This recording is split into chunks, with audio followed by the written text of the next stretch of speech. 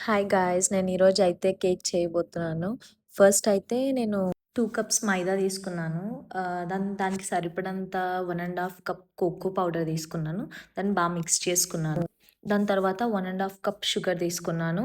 దాంతో పాటు 3 ఎగ్స్ దాంట్లో కలిపి అన్నిటిని మిక్సర్‌కేసాను. ఆ కన్సిస్టెన్సీ అనేది బాగొస్తుంది. అంటే మధ్య మధ్యలో గడ్డల్లాగా రాకుండా ఆ మిక్సర్‌కేసింది మొత్తం ఆ మైదా, ఆ కోకో పౌడర్‌తో ఏసి కలిపేసాననమాట. అంటే దాన్ని బీట్ చేస్తూనే ఉన్నాను.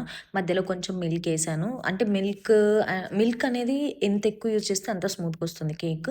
దాని తర్వాత దాన్ని బీట్ చేస్తున్నాను. ఎందుకంటే మంచి కన్సిస్టెన్సీ కోసం ఎక్కువ సేపు బీట్ చేయాలి. అంటే కేక్ అనేది ఫ్లఫీగా రావడానికి మనకి. మళ్ళీ కొంచెం ఒక కప్ వెనిల్లా ఎసెన్స్ ఏసాను. దాన్ని కలిపాను. మధ్య మధ్యలో మనం కన్సిస్టెన్సీ అనేది చెక్ చేస్తూ ఉండాలి.